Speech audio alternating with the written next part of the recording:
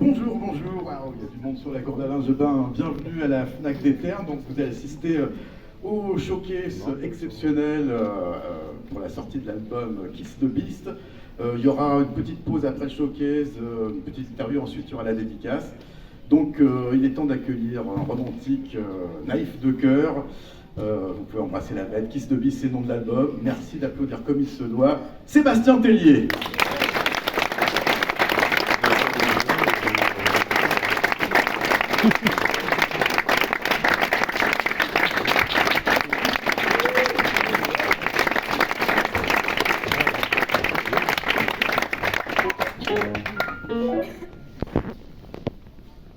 Déjà, merci d'être venu. C'est sympa. Vous êtes assez nombreux. Certains sont passés. C'était payant les places. Ouais. Je vais faire quelques chansons. Je vais faire 5-6. À la fraîche.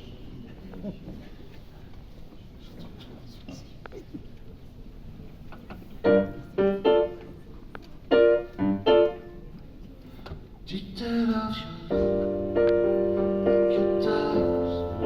giving me visions, just your eyes. Let me look at you. It's your cries, seen some days of snow. You and I, you are my worth. You didn't look, you did right. With shiny eyes at you. We should tell, was it just a ghost in my hands? Or see down in the moon? And I said, you are my world. But just let me play.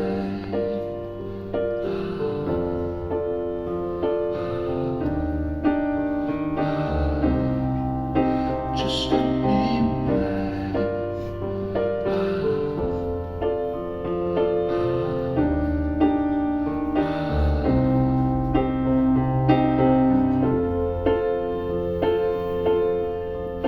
Detail of your eyes, giving me vision, just your eyes. Let me look at you. With your cries, I've seen some days of snow. You and I, we're on my way. Just let me play.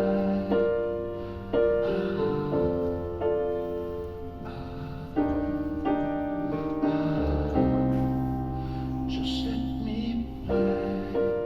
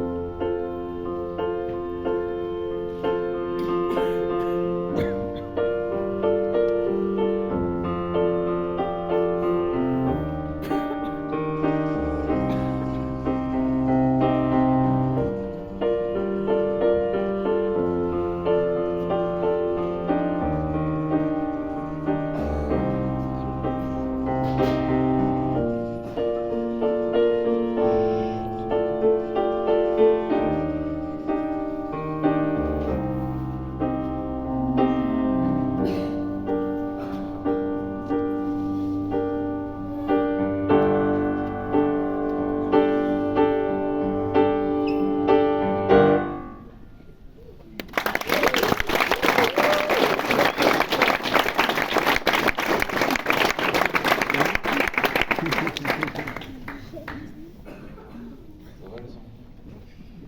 Juste derrière, il y a le rayon joué. Sony Angel. Est-ce qu'ils vont des PlayStation à la FNAC? Certainement. Hein? Petite parenthèse. Bah voilà, écoutez.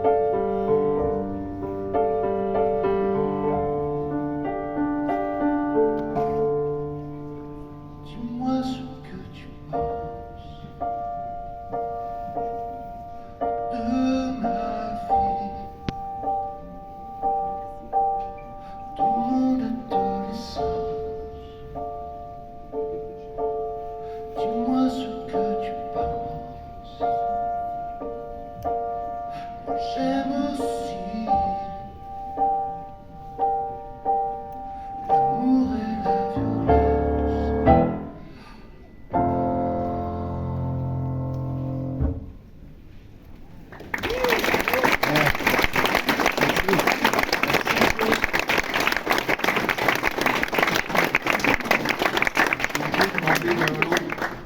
J'ai pas d'eau. Et je suis absolument assoiffé.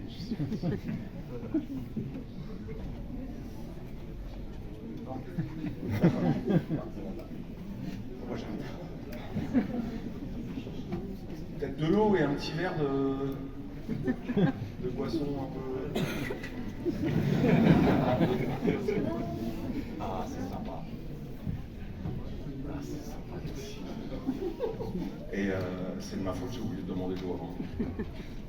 Après, c'est de l'eau gazeuse, j'espère que ça va passer.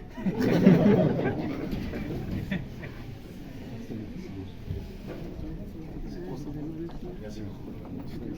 Merci. Merci.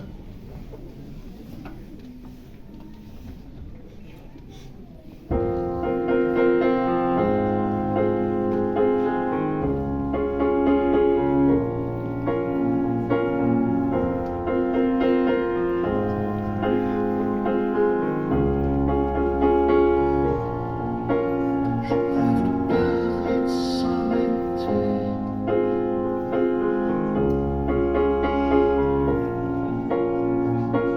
Dans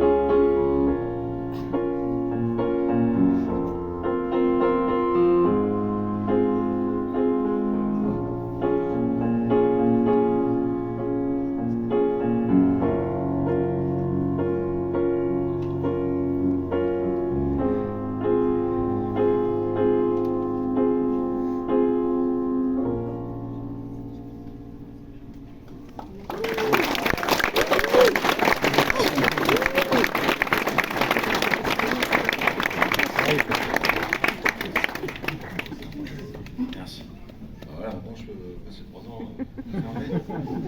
Voir devant. C'est bon le jus de pomme. Hein.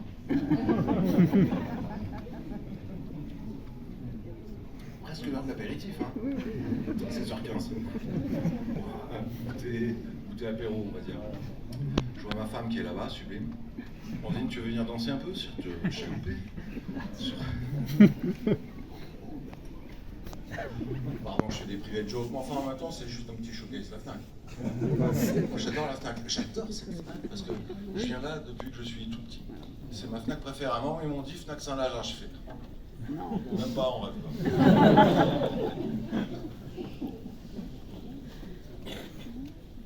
Ce sera la Fnac des Terres-Nouriens. J'y viens, je erre, hein. Je sais pas si. Enfin, je sais pas comment on fait. Moi, je regarde un peu tout, y compris le rayon papeterie. J'essaye des stylos. J'aime bien tout en bas. Il y a les iPads. Et ben justement, il y a les PlayStation et tout en bas. Ça, c'est chambé. Le rayon tout en bas, les télés, les iPads, les machins. Alors pourquoi vous l'avez mis tout en bas? Je m'adresse là au patron qui est là-bas. Vous faites ça dès l'entrée, quoi. Je conseille un petit peu marketing comme ça.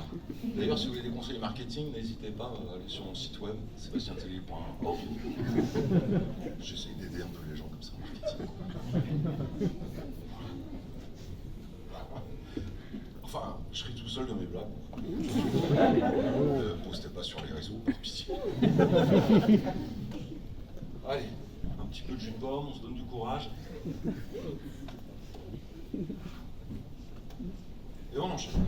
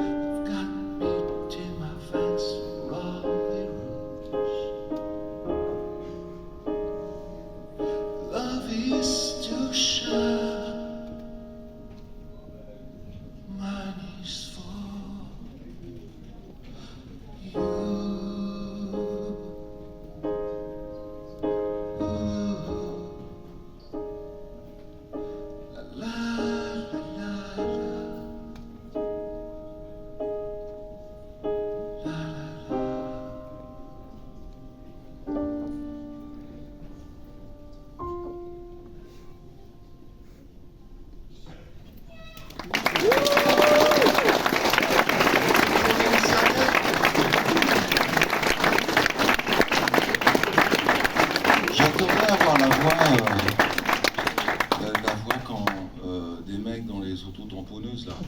C'est possible de faire ça entre les morceaux? Eh bien, merci.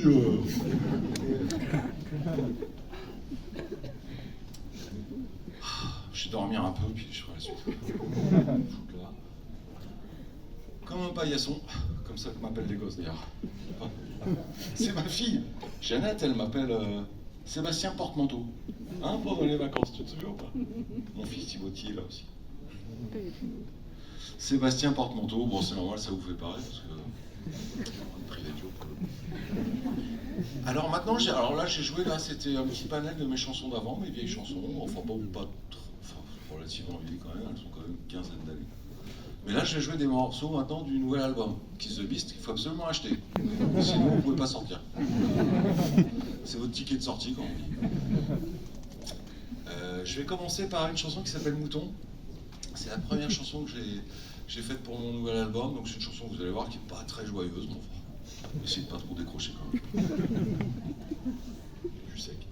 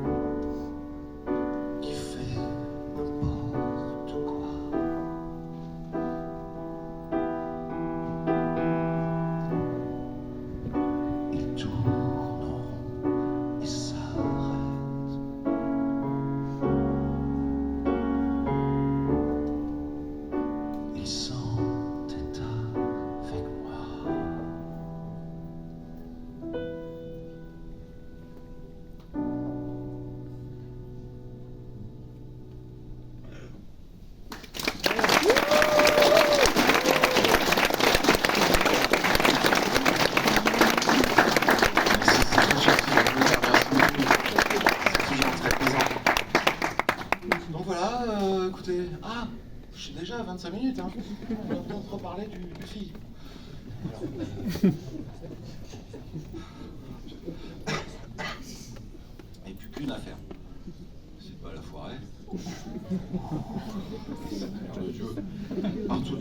Saint-Jean. Tu l'as fait celle-là, c'est pas Patrick Bruel qui chantait le. Non, il n'y a pas un truc de Saint-Jean. L'amant de Saint-Jean. La quoi, c'est quoi? Mon amant de Saint-Jean. Oui, et la de Saint-Jean. Et c'est vrai que moi je suis pas très chanson traditionnelle, j'avoue. Enfin, ça dépend. Ah, il y en a une aussi. Celles qui vont tout boire, c'est la mère et la fille. La mère va chantant et la fille soupire. Qu'à vous à soupirer, ma blanche Marguerite. J'ai bien trop dire en moi et n'ose vous le dire. Vous connaissez ça ou pas? Non, c'est la première chanson française qui est répertoriée. Oui, il n'y a pas plus vieux. Une chanson française, enfin qu'on. L'assassin. Je sais pas pourquoi je vous dis ça. Après, je vous parlerai d'astrophysique.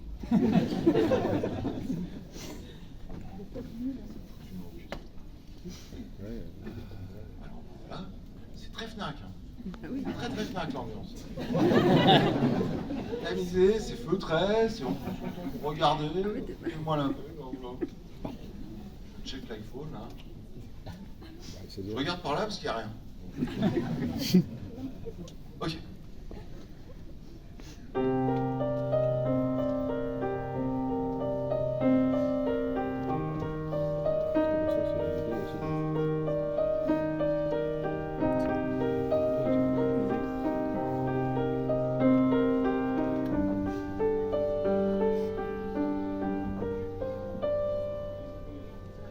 Le jour se lève sur une nuit idéale.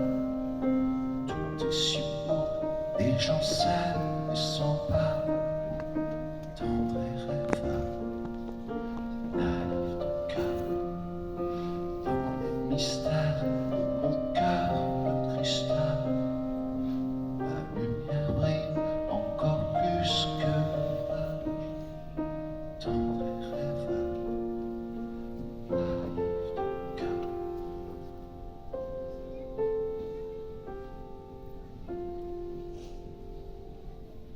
Long distance silence, l'heure sur la côte. Je me réveille seul, je suis tout seul, c'est ma faute. Je suis tendre et rêveur. Naïf de cœur, c'est la tempête dans mon cœur. Je pleure.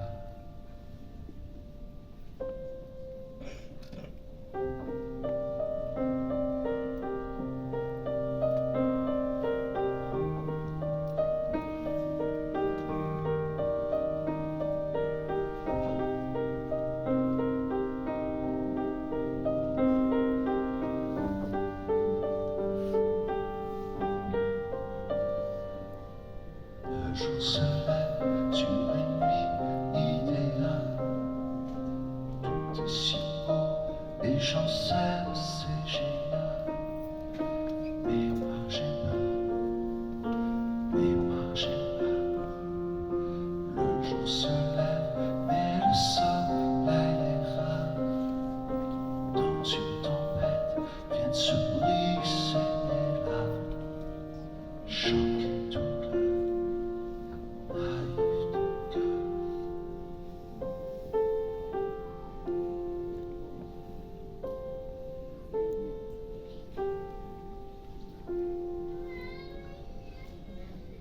Long distance silence, l'heure sur la côte.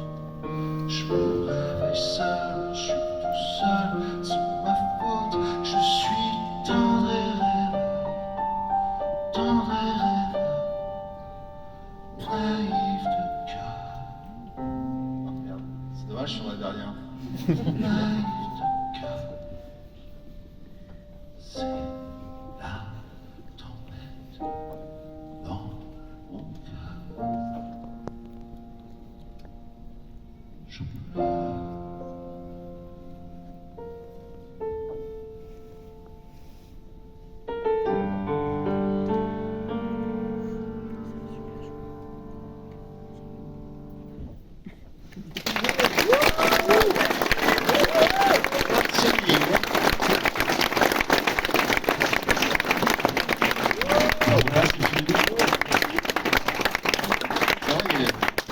plusieurs enfants, hein, c'est très sympa. Hein. On va porter ma chaise roulante, c'est ça? Comme si j'étais fini, ça y est, terminé. Ah oui. Ouais, on va marquer une petite pause cigarette, pas pour vous. Hein, et on revient dans 5 minutes pour la petite interview et les dédicaces. Donc, Je me dépêche, hein, je change de chaussures. voilà, Sébastien sera de retour incessamment sous peu. A tout de suite.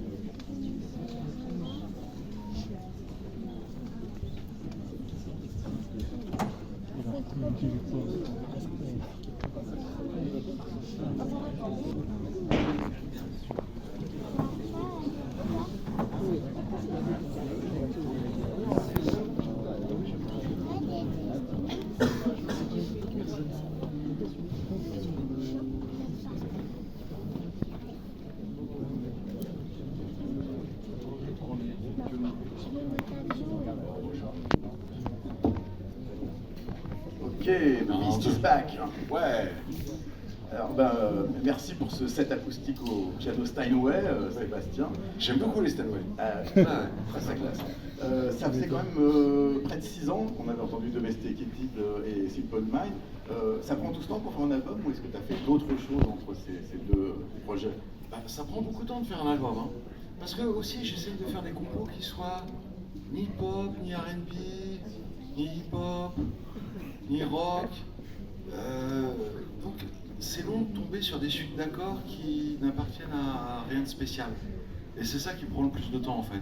Parce que je compose énormément, mais je ne retiens que les chansons où je me dis, bah tiens, ça n'appartient à aucun style réellement.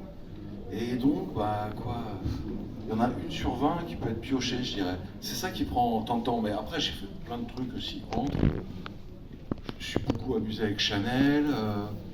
J'ai fait des musiques de films, j'ai fait des musiques de séries, des trucs comme ça, mais qui sont des sortes de récréation finalement. Mais composer cet album m'a pris énormément de temps. Alors, on le voit, il est magnifique en vinyle, hein, il existe aussi en CD, hein, n'oubliez pas de partir avec tout à l'heure. Mais c'est vrai qu'aujourd'hui, c'est le streaming, tout le monde ne parle que de streaming, c'est là où se passe le métier de la musique. Il y a beaucoup de gens qui disent finalement les gens n'écoutent plus d'albums. Il y a quelque chose de particulier pour toi, le fait de faire un album, c'est pas juste une collection de chansons, c'est quelque chose un ensemble qui raconte quelque Oui, chose. complètement, parce que c'est vrai que maintenant on stream à fond, donc moi je le fais, je suis le premier à le faire, mais moi j'ai plusieurs mondes musicaux dans mon esprit, c'est-à-dire il y a les trucs quand des copains viennent à la maison, ok c'est l'apéritif admettons, et puis il y a plein de morceaux différents qui passent et c'est sympa, et puis il y a aussi les moments où j'écoute de la musique mais où j'ai vraiment envie d'en écouter. Et là, c'est un autre délire. Là, c'est pas je stream pas là, à ce moment-là. Je me mets un disque et puis vraiment je l'écoute quoi. Et donc moi, j'appartiens à cette catégorie j'ai fait un disque qui appartient à cette deuxième catégorie, qui est plus un disque qu'on met et puis on s'allonge dans le canapé et puis on l'écoute en entier. C'est pas un disque qui se consomme, c'est un disque qui s'écoute en fait. On peut dire ça. Parle de Après moi, j'ai rien contre la consommation. Enfin, quoi que faudrait que j'y réfléchisse, mais enfin. Mais non, mais c'est vrai que je suis comme ça. Mais c'est un côté aussi où je suis un peu ancienne école, c'est-à-dire moi j'ai grandi avec les albums de Pink Floyd, les Beatles et tout ça, King Crimson, et donc c'était des albums concept souvent et qu'on écoutait en entier finalement. Et donc moi je perpétue ça mais sans le faire exprès, c'est vraiment la musique qui m'a marqué parce que je me rends compte au fur et à mesure que finalement on est attaché au monde tel qu'on l'a découvert finalement d'une certaine manière. Donc moi j'ai découvert le monde comme ça à travers mon père qui me faisait écouter tous ces disques de Pink Floyd, etc. Donc moi je suis resté attaché à des albums concept. Et pareil, je ne sais pas trop pourquoi, mais c'est ça qui m'a marqué, c'est à ça que je suis attaché. Alors cet album, très belle couverture, très beau visuel, c'est ça qui est bien avec le vinyle à l'intérieur. D'ailleurs vous découvrirez un Sébastien Tellier sans lunettes, exceptionnel, une grande photo. comme quoi c'est possible. C'est possible. Et il y a aussi des invités, alors il y a Slater, qu'on connaît moins, mais il y a Nile Rodgers et Kid Cudi, donc deux grands noms, l'un du rap et l'autre du rock. L'hyper-pop, on peut dire Slater, tout. pour moi, c'est...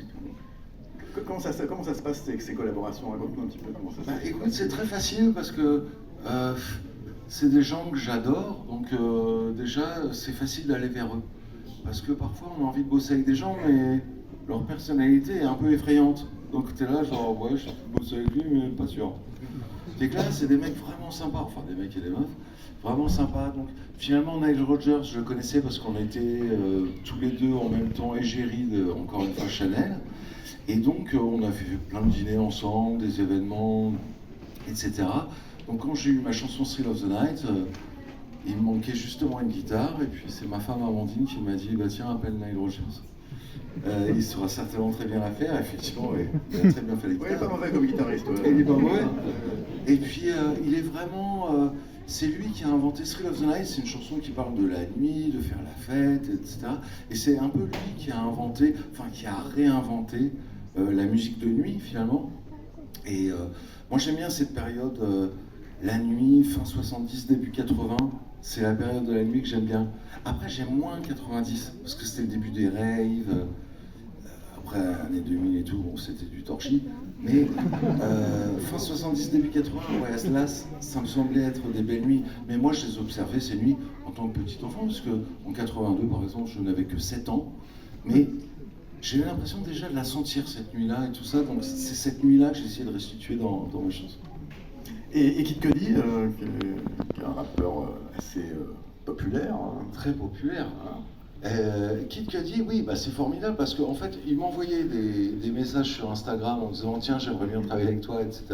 Et c'est vrai que moi, utilisant quand même assez mal Instagram, je ne les voyais pas, ces messages. Et c'est ma femme, encore une fois, enfin, qui est dans toutes mes aventures, évidemment. Qui découvre ces messages, qui me dit, mais tu sais, il y a Kid Cudi qui t'envoie des messages, et puis il aimerait bien bosser avec toi et tout. Donc moi j'étais vraiment stupéfait, en plus c'était genre 4h du mat, enfin, je n'arrivais pas à voir si c'était un rêve ou... Et puis, donc, là on lui répond gentiment, on dit, ouais, yeah, where are you guys, et tout. Bon, moi je suis pas très fort en anglais, mais enfin... Et donc j'ai quand même pris mon temps pour essayer de bien répondre, et puis je dis, bah ouais, quand tu veux, et donc je lui dis, bah quand tu passes à Paris, on n'a qu'à faire un titre ensemble. Il me dit ok. Donc là, après, il me donne ses dates. Et puis, donc, ces dates-là, juste le planning, quoi. Mais ça met une sorte d'échéance, quoi. Et donc, là, je travaille à fond pour préparer le morceau. Donc, moi, j'ai bossé genre 6 mois sur le morceau. Et lui, il est arrivé en studio, il a juste improvisé sa partie. Et j'ai adoré ce moment parce que c'était vraiment le petit français. Comme je le dis souvent, qui fait bien ses devoirs, et l'américain, lui, qui a même pas besoin de faire ses devoirs. Tu sais, genre, il le sort, et puis c'est bon. Un petit, tout est relatif. Oui, tout est relatif. Surtout de mon côté. Est-ce que, dernier petit truc, cet album, il s'appelle Kiss the Beast, c'est toujours important, le nom d'un album, pourquoi un album s'appelle de telle façon. Est-ce que, toi, il y a une raison particulière pour l'appeler ce baiser de la bête?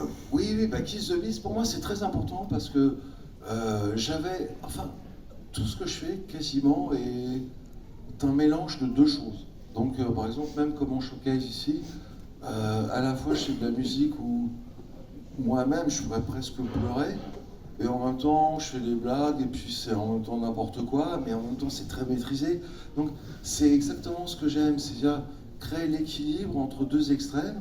Et Kiss the Beast, c'est ça, c'est Kiss, le mot bisou, Beast, la bête, et c'est ça, en fait, c'est cette balance que j'aime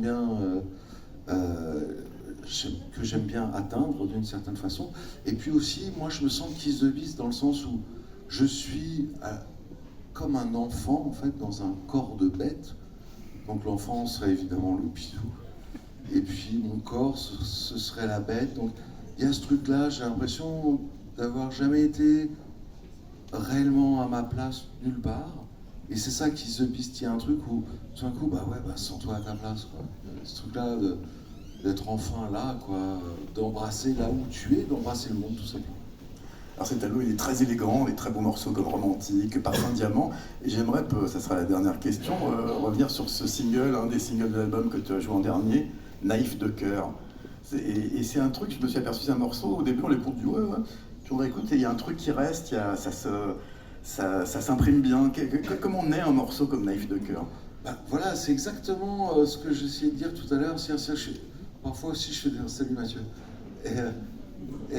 J'aime bien faire des morceaux comme ça, de force tranquille. Alors, certains diront des morceaux mitterrandiens, mais un truc qui s'insinue, c'est un premier abord. T'es pas émerveillé, quoi. Oh, morceau de Sébastien Tellier.